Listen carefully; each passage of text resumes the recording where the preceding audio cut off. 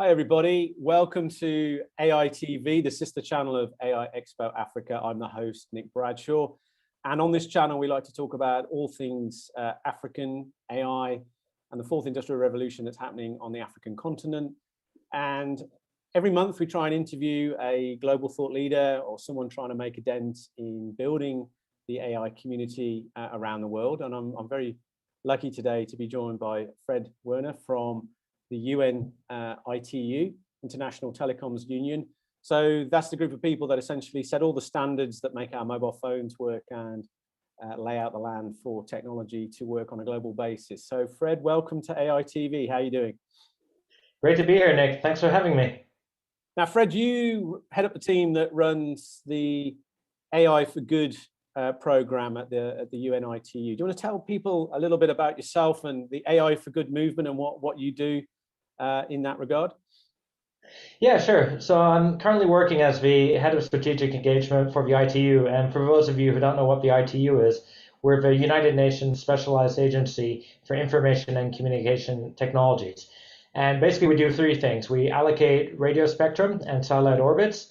We develop international standards that underpin modern telecommunication networks. For example, you and I would not be having this video call interview without ITU standards. And last but not least, we help developing countries to bring up their ICT infrastructure through capacity building and development work and other activities. We're also the organizers of AI for Good. And AI for Good was created in 2017, and it was built on the premise that we only have a few years to achieve the United Nations Sustainable Development Goals.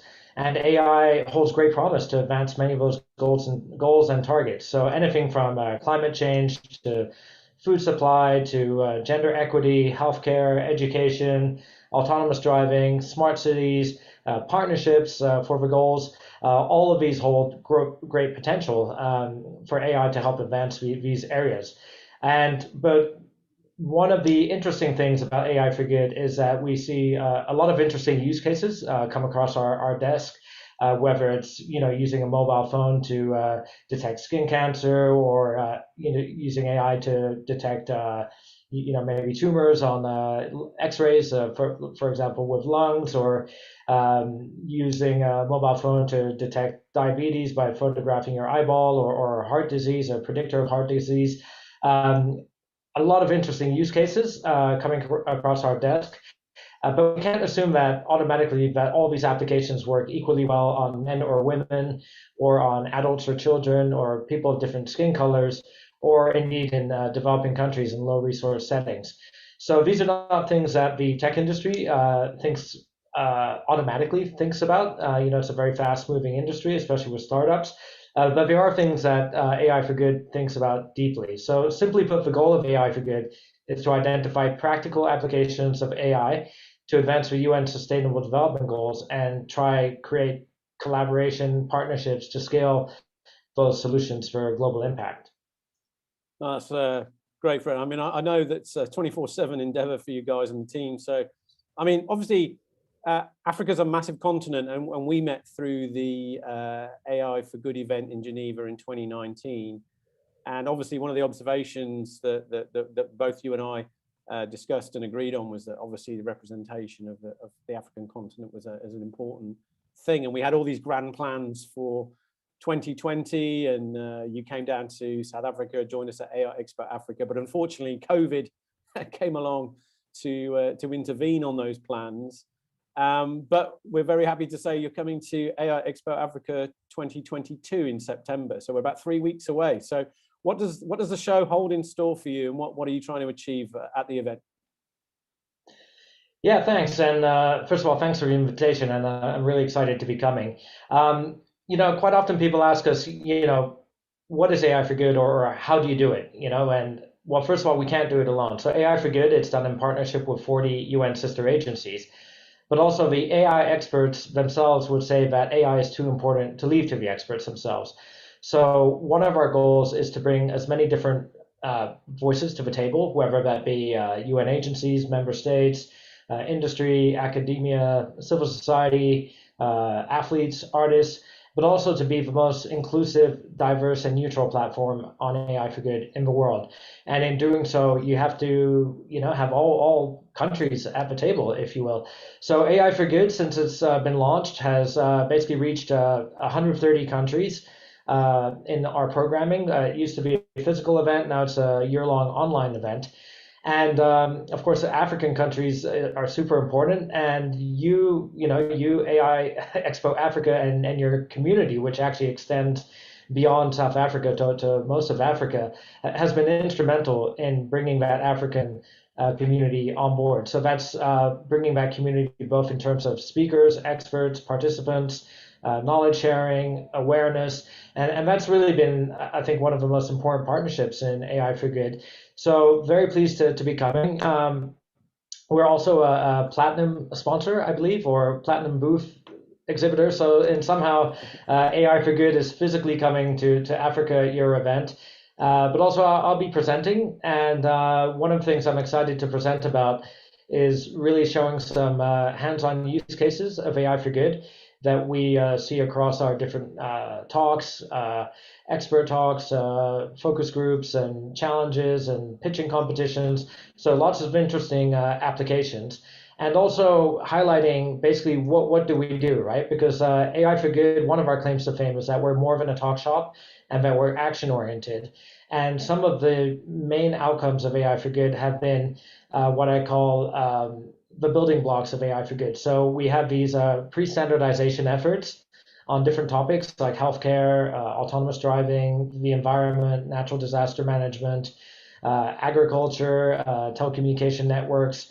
And we work with international experts, with different UN agencies to basically think about what are the bottlenecks that are stopping or let's say inhibiting AI for Good problem solving at scale.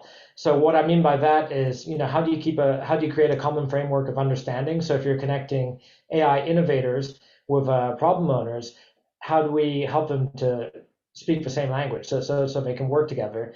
At the same time, there's a lot of common problems that need to be solved, like how do you share data in a way that's useful but still respects privacy? What kind of definitions and frameworks and taxonomy is needed to create that common framework of understanding. Obviously, through that, you have the identification of high potential use cases, and through that, you identify best practices.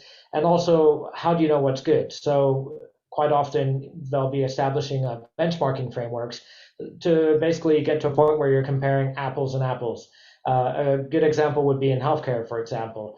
No shortage of useful healthcare apps, many of them found on your iPhone. But if you're, a mayor or, administrator of a hospital, or if you're in charge of healthcare policy, how do you know that an app is actually good? How can you trust the data? How can you compare it to other apps? They all have high potential, but these are big decisions you're going to be making. So they're working on a benchmarking framework to test the efficacy of AI health algorithms in that context. So all of the work that's taking care of these focus groups, pre-standardization efforts, they're open, free to all. You don't need membership. There's no fee. They meet many times a year. It used to be physically, now virtually, but going back to physical.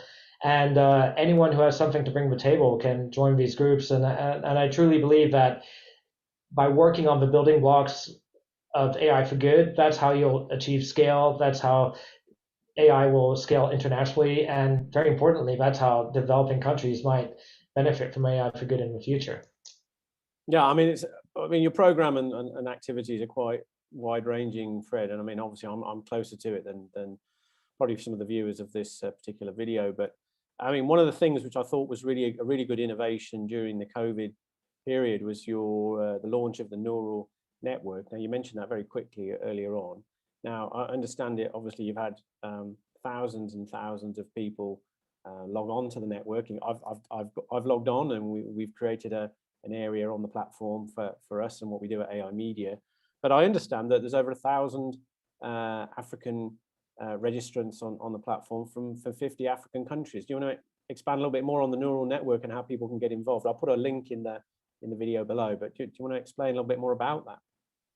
Yeah, definitely. So, when COVID hit, like you, we canceled all our plans Yeah. and we tried to find a way forward. And very quickly we pivoted and we said, well, instead of waiting for blue skies or an eventual return to physical events, why don't we just start our programming, putting up our programming virtual? So we started with a few sessions a week that went up to 3, 4, sometimes 5 sessions a week. That totals to about 150 online sessions per year.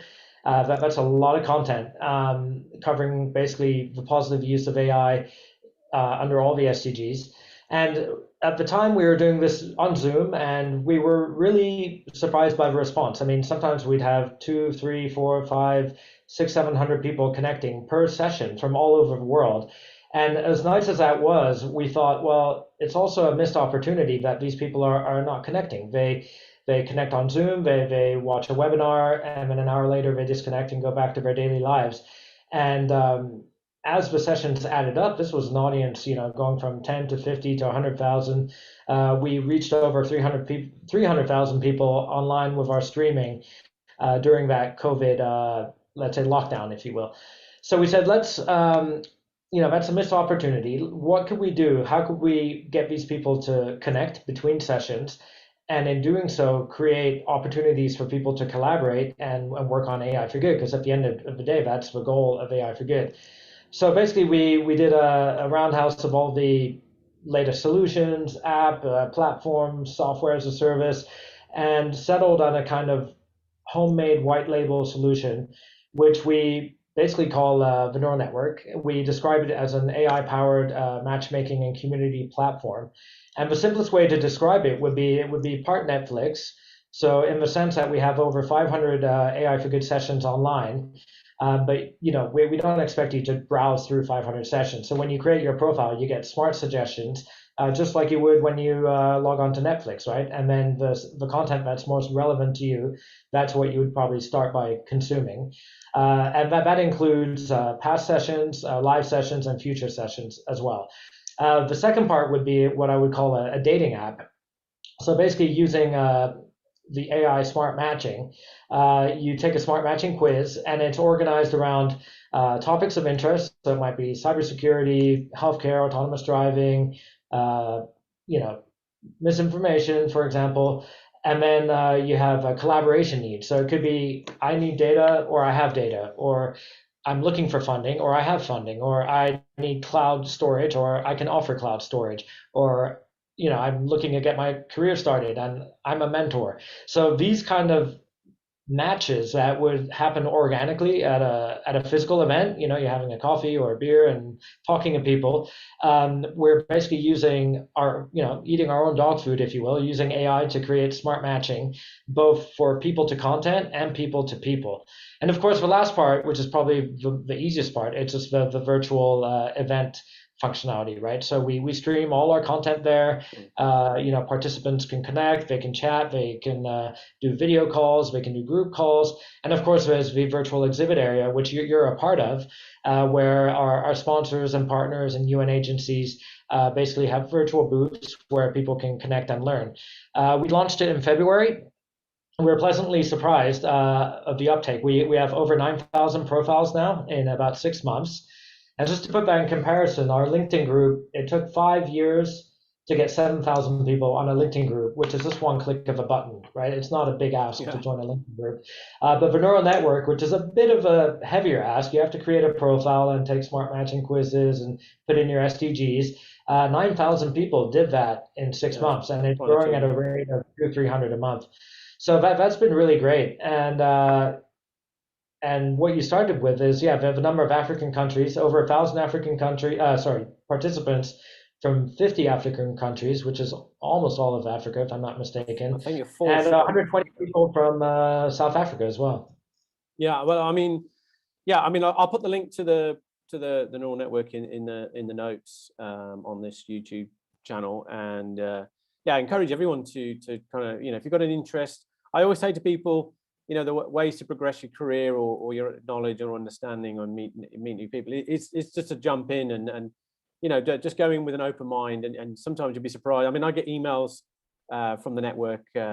I get little messages saying, oh, so-and-so has left a message on my inbox. And, it's someone from Japan who was doing some research on wildfires. And then, there was another person from Belgium. And, I mean, they're people you would probably never meet. But by having a profile, as you say, it's about bringing people to knowledge, people to companies. And that's a really good thing. So I encourage anyone who's interested in that to go to the Neural Network. Now, Fred, there's also I think you've got some breaking news about the AI for Good 2023. Am I correct? That is correct. And you are the first person outside of ITU staff to hear this news, and your audience as well. Breaking news here on AI TV. You heard it first here. An exclusive. Yeah, so exclusive, exactly, exclusive, breaking news. So we are, as good as the virtual and the neural network is, we are going to have a physical event as well. That doesn't mean that the neural network is going to disappear or we're going to stop with our virtual programming. Quite the opposite. We're actually looking at probably 200 online sessions next year. And if the community keeps growing at the rate that it's growing, we may have maybe 20,000 people on the neural network next year. So the benefits of that are loud and clear, and we definitely want to continue that. Having said that, a lot of people have been knocking on our doors saying, hey, Fred, when can we go to Geneva? We want to meet again. We want to have a coffee. We want to network. And I think there is huge value in that as well. So we're going to have the AI for Good Global Summit the 6th to the 7th of July, 2023 in Geneva at the International Congress Center, which if some of the viewers were there in 2019, that's the same venue. Indeed, Nick was there in 2019. And back then we made big plans to have an Africa pavilion in 2020. Right. That plan is still very much in effect. So in 2023, Nick, I really hope to see you and your colleagues and a nice African representation we'll fire up the old WhatsApp group that we set up, the pre-2020 COVID, the pre-COVID WhatsApp group. We'll get that going again. But I think it's important that, obviously it's very difficult to get kind of homogenous global representation at an event in a single city. But I mean, when I came there in 2019, I met some really interesting people as far as Japan and West Coast America. Obviously, there were other people from Europe and Asia as well. But it was just this kind of the stimulation and the ideas and some of the things I was broadly new to Sustainable Development Goals then as well. And that expanded my ideas and thinking around that. My old environmental chemistry hat came out on some of the conversations. But it was just amazing just to see what's going on in the space and the innovation that's going on there as well. So again, I'll encourage people to read more. I'll put a link into the AI for Good website as well, Fred. So, look, we're 3 weeks out from AI Expo Africa at the time of talking and this interview, and really looking forward, Fred, to welcoming you and the team, and for you to get to meet all the people that are going to be there. I mean, I just added it. We've just been sorting out the floor plan. We've got 63 different companies exhibiting or partnering with us through the program. Which I think is a record for us as well. So, we're kind of in terms of a physical event, and it really is shaping up really nicely. I think one of the big topics for this year is regulation. I think a lot more people now are focusing on the softer issues around using AI. I think, it's a given now that this technology is in the business environment, it is creeping into society and personal use. But really the question is, how do we manage it? How do we, what if it goes wrong? What are these challenges? The softer issues are now becoming the more important issues. So I think it's a great time for you to be coming back, Fred, and we're looking forward to your talk. And it just leaves me to say thanks for joining us from Geneva today, Fred, and we'll see you in a few days' time. Yeah, thanks, Nick. Thanks for the chat. Really looking forward to meeting everyone in person again, and also welcoming you and all your colleagues in Geneva in, I think, 11 or 10 months from now. So it's going to come quick. Looking forward to it. I plan my 50th birthday cycling holiday, which has been delayed for 2.5 years. I think I know what the destination is going to be now. So looking forward to it. You can definitely combine, kill two birds with one stone. Geneva, yeah. Thanks very much, Fred. We'll see you soon. Take care. Yeah.